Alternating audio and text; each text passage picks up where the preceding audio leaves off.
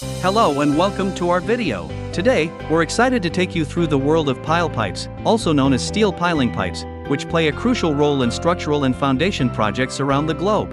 If you find this video helpful, please like, share, and subscribe to stay updated on our latest innovations. At our factory, we specialize in the production of straight-seam welded pile pipes, which are widely used for providing stable and durable foundations in projects such as buildings, bridges, retaining walls, and more.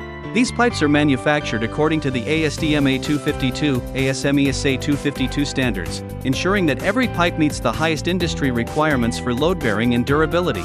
Our pile pipes come in various materials, including Grade B, Q235A ABC, 16MN, and Q355, all carefully chosen for their strength and corrosion resistance. Each pipe undergoes rigorous mechanical testing, including tensile strength tests and hydrostatic pressure tests, ensuring they can withstand the most demanding conditions on site.